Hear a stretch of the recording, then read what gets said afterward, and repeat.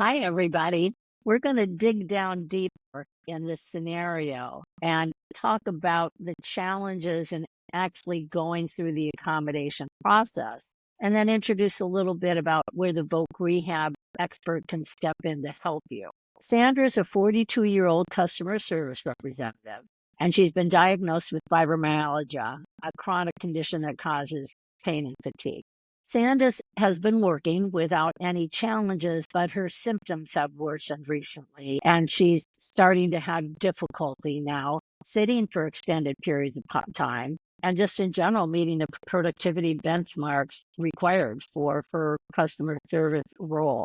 Now, she submitted a request for accommodations under the ADA, and what she's specifically asking for is a more flexible schedule, an ergonomic workstation, and frequent breaks to manage your pain. So now remember, in some states, you're not even going to get the details of what this underlying medical condition, or even in some organizations, your attorney may not want you to request the underlying medical information, but simply understand how the disability impacts the disability.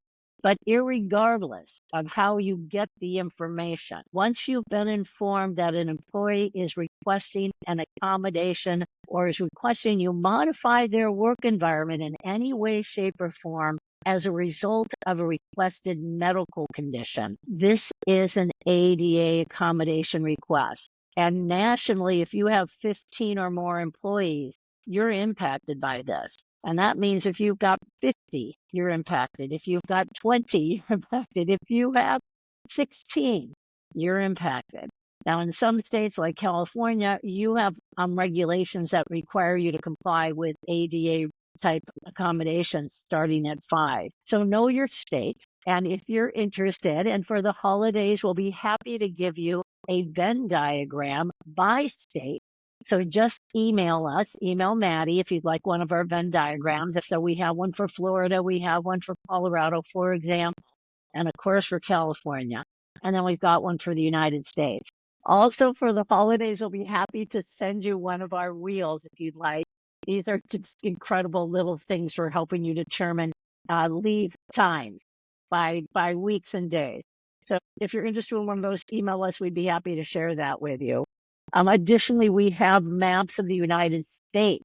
So if you are a national leave and accommodation management coordinator, we're happy to send one of those also to you. Okay, so we're going to take this one step at a time.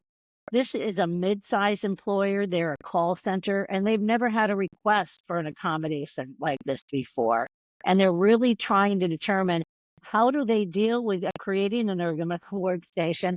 What is that they can do to add more flexibility to assist Sandra in dealing with her challenges as her medical condition changes? And they really want to support her while maintaining the productivity across the department and her work team. And keep in mind, the American with Disabilities Act is very different than workers' comp or any of the other regulations that assist employers potentially in the workplace.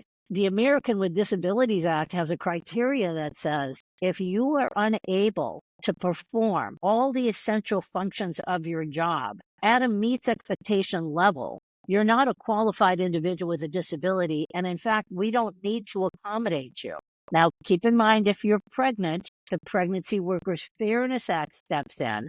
And that says anything we can accommodate you with, we're going to. But if we can't accommodate you with some things, we're going to find other ways to have you work, first and foremost, if we can. Any of those light duty jobs, for example. And if we can't find anything like that, we'll provide you leave as an accommodation. Again, as long as it's not an undue hardship. So how do you begin identifying how to comply with the ADA? Well, balancing operational needs. Well, we start by beginning the interactive process. So we inform people that we're going to engage with, and we'd like them to make sure we've got all of their medical information that tells us how their disability impacts their ability to perform the essential functions of the job. And then we're going to schedule time to meet with them. And we've got a lot of little strategies to help you do that and get the data that you need and make sure they come to the meeting up there and they interact with you. But we also have strategies to make sure that you are documenting your conversations correctly. These are not phone calls, folks. These are not emails. So check out our integrated medical leave and accommodation management training or individual trainings if you want to get the ADA compliance blueprint, so you understand this process in terms of designation and conditional designation. You're documenting that you've got a request from Sandra, and you're asking her to get clarification from her healthcare provider regarding how her limitations impacts her ability to perform the functions of her job. So now once you've gotten that data, that's going to be the real good faith interactive meeting with the employee, sitting down face to face and really determining whether you can accommodate the requests that she's making. What kind of workstation are we talking about that she needs to be ergonomically correct? Can we bring in our ergonomic specialist from our workers' comp carrier if we're in a state that has workers' comp?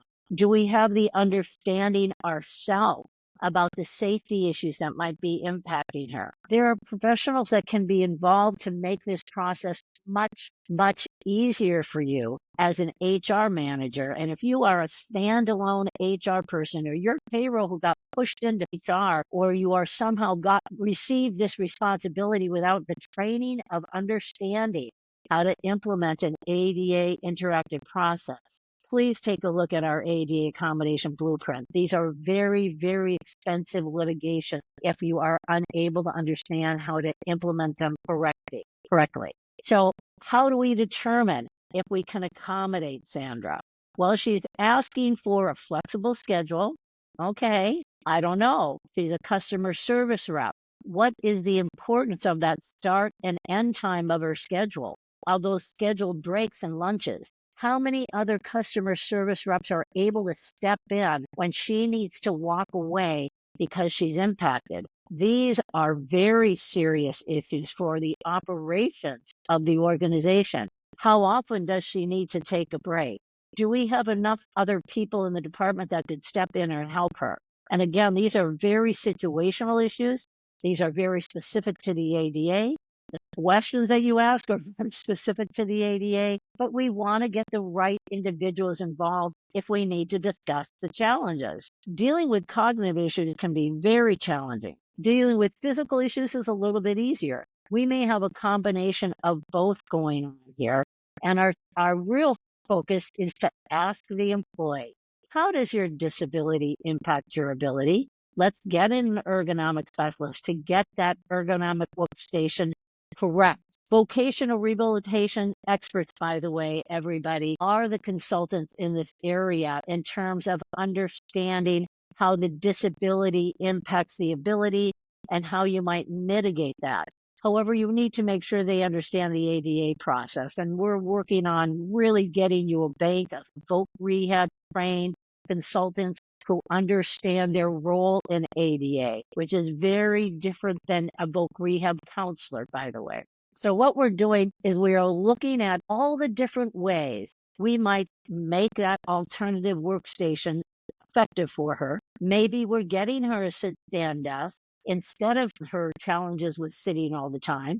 Maybe she has ability to walk because she can wear a headset while she's answering questions. We're looking at all of those alternative strategies of what is the way we can mitigate the task that she's impacted doing so she can perform the essential functions of her job. And if we can't find original ideas that seem easy to implement, that's when a voc rehab consultant who's been trained in ADA accommodations, not just aware of ADA accommodations, but trained in ADA accommodations in the workplace.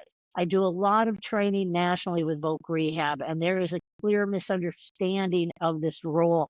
So we want to make sure you are working with voc rehab consultants, voc rehab experts, and voc rehab counselors that have been trained to be consultants in the ADA process in the work environment. So what would you be considering if you felt this was an undue hardship? Well, you're going to be looking at the criteria under the ADA, which concludes, are there other employees who could perform the functions? What if you're impacting other employees and requiring them to work mandatory overtime and they are saying, I don't want to do that? That's impacting the operation. Can you hire other people to step in to deal with the modified work schedule? If you can, that would be a potential accommodation. But you're certainly going to want to show you tried and you tried and you tried. And so the process of the ADA good faith interactive meeting, once you've already determined and conditionally designated them, and you're trying to verify, does their disability have a way you can accommodate so they can have the ability to mitigate that accommodation or restriction challenge and meet the essential function requirement of the job. If you are in a position where your employees' accommodation requests and all the efforts that you've put into modifying those requests or coming up with alternative requests, either in-house or by hiring a voc rehab consultant who understands their role, and you still cannot find anything that allows them to perform the essential function at a meets expectations level, and you've clearly documented that objective data to support why it's an undue hardship and all these issues that are being impacted in compliance with the ADA regulation, because they have very specific criteria for this. And this is called an undue hardship, everybody. And the criteria for documenting is going to be objective based. That's the most important issue. It is not the employer's opinion. It's not the supervisor's opinion. It's objective data that you have that supports why this is an undue hardship. Then you're not required to provide the accommodation. So these are the high level steps that we're taking when an employee lets us know we've got something that's impacting our ability to perform our job today. This is really hurting. That's an ADA accommodation request, everybody. I'm pregnant and I'm really having a tough time meeting this schedule. That's an ADA Pregnancy Workers Fairness Act accommodation request. I'm injured on the job and I've got work restrictions. That's a workers' comp accommodation request. I've been on leave for FMLA for 12 weeks and I still need more leave. That's an ADA accommodation request.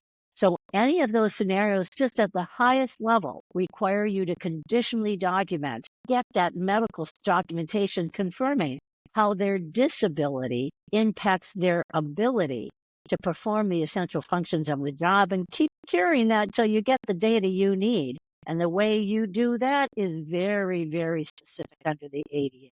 We don't call doctors, everybody.